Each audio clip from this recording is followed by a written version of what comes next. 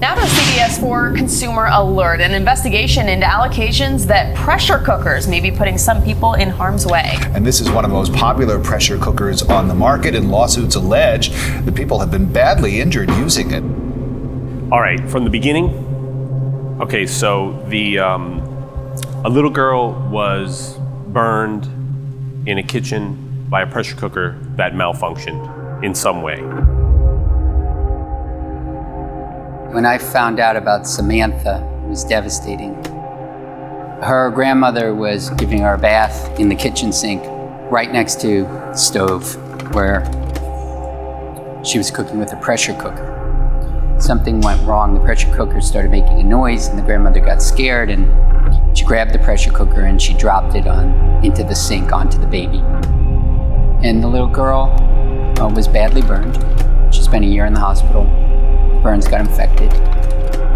She had all 4 of her limbs amputated to some degree. We reconstructed that initial story of what happened from what the grandmother told the police. The one thing they weren't confident about was whether the grandmother was lying about, getting scared and dropping the pressure cooker. They thought maybe this was child abuse, and they started an investigation into whether this had been intentional. It seemed almost certain that either the grandmother had done it on purpose or she had done something very foolish.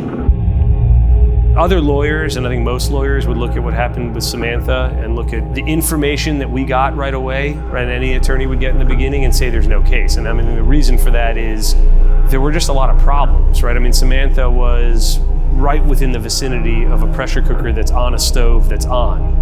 The police report put all the blame on Samantha's grandmother, and there was nothing obviously wrong with the cooker, right? When a cooker explodes, a lot of times you'll see the lid kind of twist, the metal will deform, and none of that happened. So if you just look at the cooker itself, the cooker looked fine. And when you hear what Samantha's grandmother has to say about what happened, she didn't tell a story that suggested something went wrong. She just said steam was coming out. And she then said she picked up the cooker and it slipped out of her hands.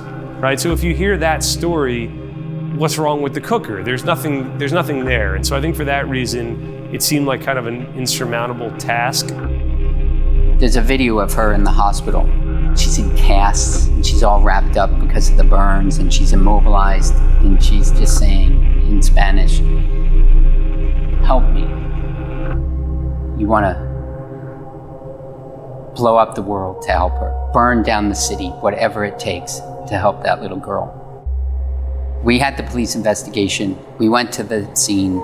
We looked at the pressure cooker and there was nothing wrong with the stove. It didn't seem like there was anything wrong with the pressure cooker. But because this little girl needed our help, if there was any help to be had, we reached out to some experts who design pressure cookers. What we came to learn was that most engineering experts that have dealt with pressure cookers have a preconceived notion that the operator is the one to blame, that they did something wrong.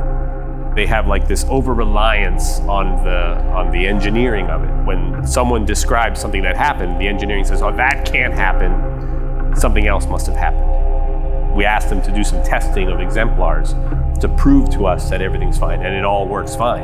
You could end a case like that. Like you could get to the end and say, "Oh, well, the experts looked at it and everything's fine and there's nothing to do."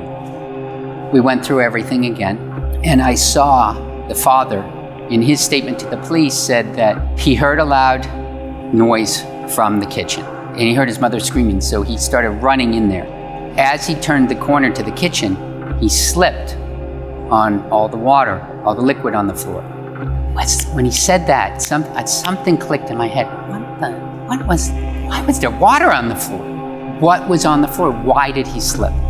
The police had taken photos of the kitchen right after this happened. If you look at those photos, there's food debris on the walls, high up on the walls. There's food debris on the ceiling.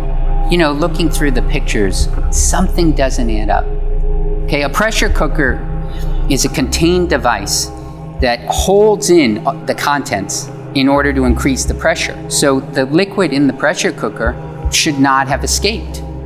How does that happen if it doesn't explode open or open under pressure? How do you get food all over the kitchen? You go to the engineer and the engineer goes, "I don't know." we have to answer that. Until we answer that, we just keep looking.